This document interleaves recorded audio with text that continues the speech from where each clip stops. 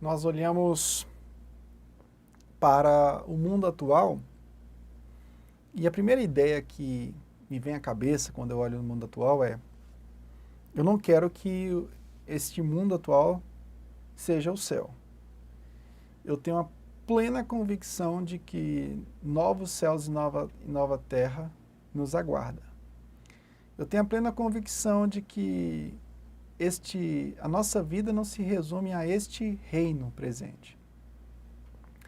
Mas eu também tenho a certeza de que, embora nossa expectativa de uma glória futura, de uma nova Jerusalém, seja a real expectativa do que nós temos, eu tenho a certeza de que nós não podemos deixar com que aquilo que está ao nosso alcance agora seja entregue nas mãos de Satanás, seja entregue nas mãos do mundo, ou fique rendida ao poder da carne.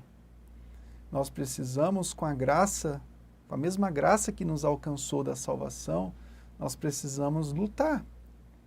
Nós precisamos lutar pela nossa família, nós precisamos lutar pela igreja do Senhor Jesus, nós precisamos batalhar diligentemente pela fé, como diz lá na carta de Judas, no contexto dos falsos profetas. Então, nós não podemos nos acovardar, porque diante daquela esperança da volta de Cristo, nós podemos tomar duas atitudes.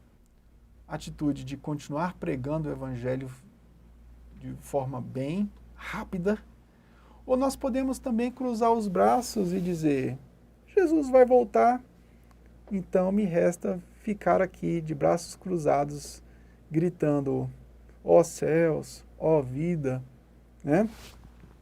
Eu prefiro ficar com a primeira opção. A primeira opção é arregaçar as mangas e cumprir o ide do nosso Senhor, lá de Mateus 28. Ide, fazei discípulos. O que é que você tem feito hoje? Você tem somente se engordurado da palavra de Deus e não tem lutado pela pregação do Evangelho? Você tem acompanhado o que tem acontecido diariamente? Gente, o que está acontecendo hoje não é só para a vida cristã, não é só no contexto cristão, em todos os contextos. A tradição é coisa do passado para muitas pessoas hoje. Né? A tradição está errada para muitas pessoas hoje. Mas o que elas pensam hoje não está errado. Para muitas pessoas, até mesmo cristãs, tá, gente? A Bíblia não tem sentido. Mas tudo o que está acontecendo hoje faz sentido. Para alguns, os teólogos do passado não merecem respeito. Nós temos aí milhares de anos de teologia. Aí vem um indivíduo lá de não sei de onde e cria alguma coisa nova e as pessoas batem palma. O presente tem falado mais do que toda uma construção histórica. A família não é válida mais. O que é válido são os novos formatos de família, as novas configurações sexistas. Aquilo que as pessoas consideram como um poder hegemônico se tornou também um poder hegemônico. Muitas pessoas lutavam contra a família, lutam contra a família, configuração pai e mãe, lutam contra a igreja, porque diz que a igreja é hegemônica. Mas, gente, o que a gente tem percebido hoje é que essas estruturas atuais, elas são estruturas que estão criando totalitarismos hegemônicos. Está vendo como tudo é um castelo de cartas? A ciência parece também que não tem mais crédito, exceto quando eu preciso dela para que algum membro da minha família seja curado. Tudo se tornou relativo, menos aquilo que eu penso. Não, o que eu penso não é relativo, o que eu penso é o que é certo.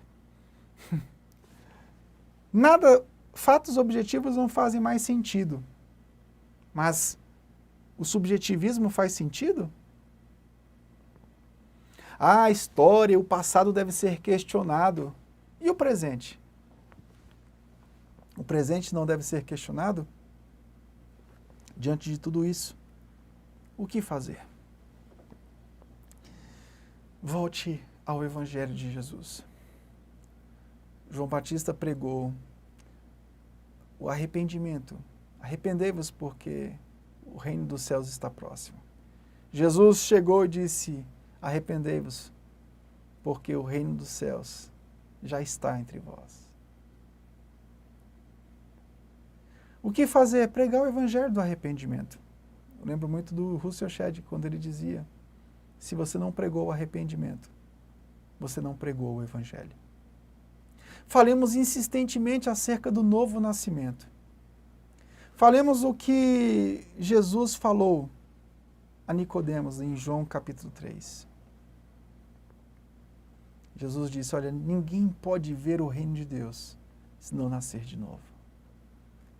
Pregue o novo nascimento para todas as classes de pessoas, porque todas elas carecem da glória de Deus. Eu lembro de George Whitefield, que pregou por mais de 11.000 vezes por ano. 11.000 vezes por ano durante 30 anos. Calculei quantas pregações ele fez.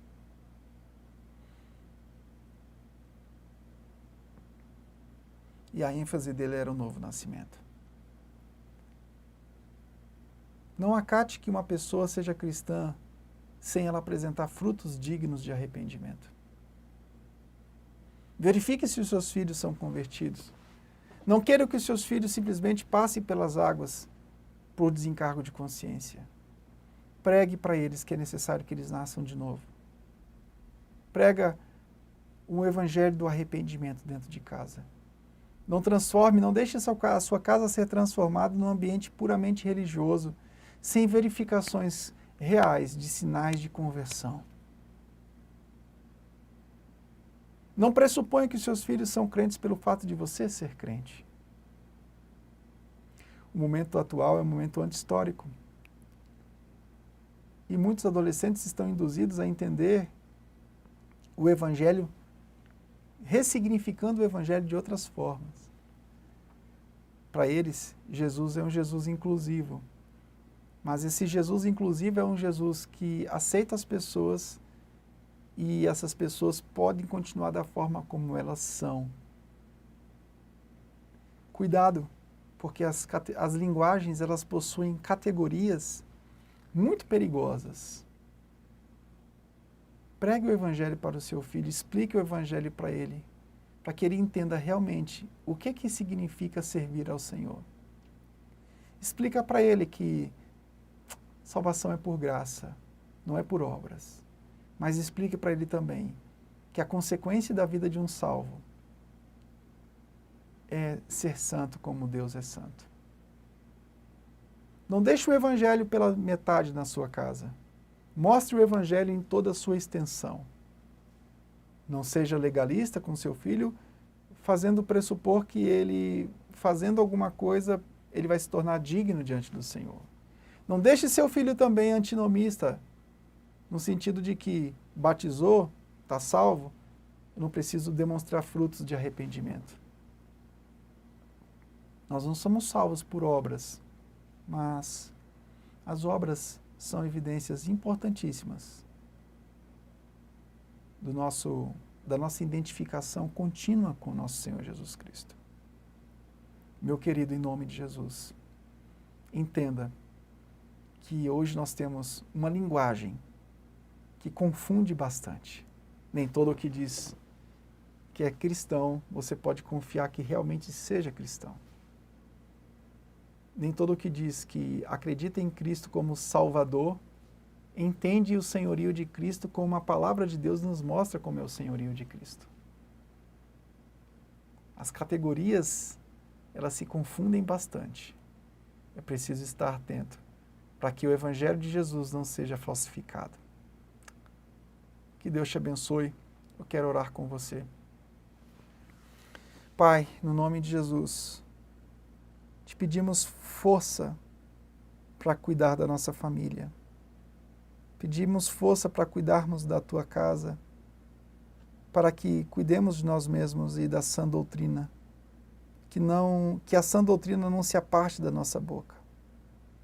No nome de Jesus, capacite os pais que me ouvem, capacite os filhos. No nome de Jesus, meu Pai, que o Senhor gere famílias fortes, famílias que preguem o teu evangelho a tempo e fora de tempo. Que o Senhor fortaleça esse pai e essa mãe. Que o Senhor fortaleça essas casas, que sejam reflexos da glória do Senhor, na centralidade do Filho Jesus amado. É o que nós oramos no nome de Jesus. Amém. Quero te fazer um convite. Nós somos da Igreja Batista Reformada de Brasília. Nós estamos aqui na QS5, Rua 100, Lote 4. Venha fazer uma visita. Domingo às 9 horas e às 19 horas.